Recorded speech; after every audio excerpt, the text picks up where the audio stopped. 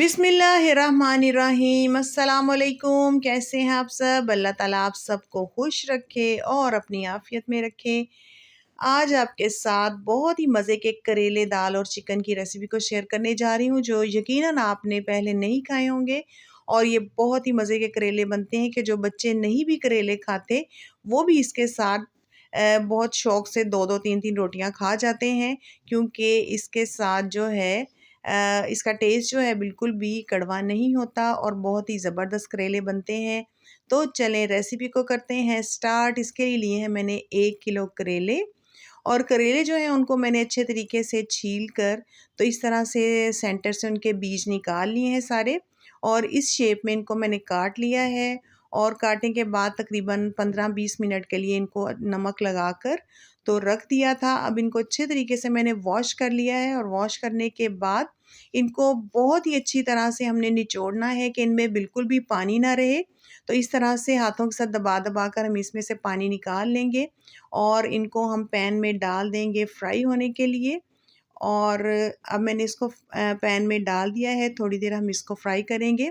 और बस गोल्डन से ब्राउन जब तक हो जाएंगे तो तब तक हमने इनको फ्राई करना है। चिकन बना लेते हैं इसका। तो प्याज जो है 2 अदद प्याज जो थे मैंने चॉप करके इसमें ऐड किए हैं। और इसमें हम 1 कप ऑयल का ऐड करेंगे, क्योंकि इसमें ऑयल थोड़ा ज़्यादा ही जाता है। और प्याज को थोड़ा सा सौते कर लेंगे। उसके बाद इसमें ऐड करेंगे 1 चम्मच लहसुन का पेस्ट। और इन दोनों चीज़ों को हम गोल्डन सा ब्राउन कर लेंगे। और गोल्डन ब्राउन होने के साथ ही हम इसमें ऐड कर देंगे चिकन। चिकन है हमारा तकरीबन 600 ग्राम। और चिकन को हम इसी ऑयल के अंदर फ्राई कर लेंगे और इसका कच्चापन दूर करेंगे। 2 से 3 मिनट फ्राई करने के बाद हम इसमें ऐड कर देंगे धनिया पाउडर का 1 चम्मच, और 1 चम्मच इसमें ऐड करेंगे नमक का। और दोनों चीज़ों को डालने के बाद इसको अच्छी तरह से हम फ्राई कर लेंगे। और अब देख सकते हैं कि चिकन का कलर बिल्कुल चेंज हो चुका है। इसमें जाएगा 1 चम्मच सुरख मिर्च पाउडर का, और इसमें आधा चम्मच इसमें ऐड करेंगे हम हल्दी पाउडर का। और साथ ही हम इसके अंदर टमाटर भी ऐड कर देंगे। टमाटर जो थे 5 अदद थे, जिनको मैंने पहले से बारीक काट के रखा है। इसमें से आधे टमाटर हम इसके अंदर डाल देंगे और आधे जो हैं हम रख देंगे। और ये जो टमाटर हम इसमें ऐड कर रहे हैं ना, इसके साथ बड़ी ज़बरदस्त सी ग्रेवी बनेगी। तो इसलिए हम ये वाले टमाटर इसके अंदर डालकर इसको थोड़ा सा मिक्स करेंगे और थोड़ा सा पकाएंगे, ताकि मसाले जो हैं उनका कच्चापन दूर हो जाए। और साथ ही हम इसके अंदर 1 कप पानी का डाल देंगे और इसको हम पकने के लिए छोड़ देंगे मीडियम टू लो फ्लेम के ऊपर 10 मिनट के लिए, ताकि जो चिकन है हमारा अच्छे तरीके से गल जाए। और 10 मिनट के बाद आप देख सकते हैं, जैसे ही हमने चिकन को का खोला है ढक्कन, तो बहुत अच्छे तरीके से ऑयल जो है निकल चुका है और चिकन हमारा अच्छे तरीके से गल चुका है। इसको थोड़ा सा हम भून लेंगे।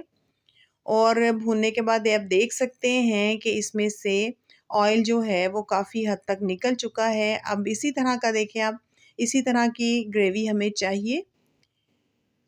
तो अब हम इसमें ऐड कर देंगे दाल चना। दाल चना जो है वो तकरीबन 1.5 कप दाल चना है, जो एक बाउल में मैंने इस तरह से निकाल लिया था। इसको मैंने पहले से बॉईल करके रखा था।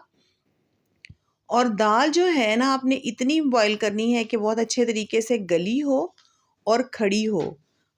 दाल का बिल्कुल भरता नहीं बनाना, बल्कि बल्कि इसको ना थोड़ा सा खड़ा खड़ा रखना है, यानी गली और खड़ी दाल हो। तो इस तरह की दाल है, तकरीबन 1.5 कप दाल है जो इसके अंदर हमने शामिल कर दी है। थोड़ा सा इसको मिक्स करेंगे। और दूसरी साइड पे आप देख सकते हैं करेले जो हमने रखे थे वो हमारे बहुत ही अच्छी तरह से गोल्डन से ब्राउन हो चुके हैं। बस इसी तरह के हमें चाहिए। अब इसके अंदर 3 अदद प्याज जो बारीक काट के मैंने रखी थी उसको शामिल कर देंगे, और थोड़ा सा इसके अंदर इसको हम सौते कर लेंगे प्याज को भी। और हम इसको कंप्लीट करने के बाद एक साइड पे रख देंगे। और अब ये प्याज और करेले जो हैं वो भी इसके अंदर ऐड कर देंगे।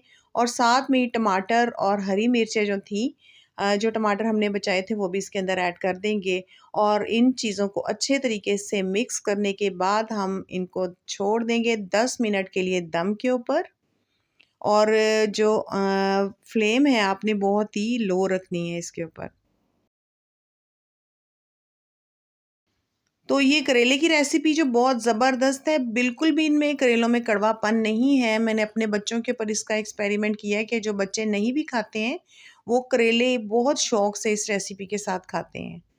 तो आपने इसको ज़रूर ट्राई करना है, बनाना बिल्कुल भी मुश्किल नहीं है और बहुत ही आसानी से ये बन जाते हैं और सारे घर वाले जो हैं उनको ये पसंद आए हैं। तो उम्मीद है कि आपको भी रेसिपी अच्छी लगी होगी।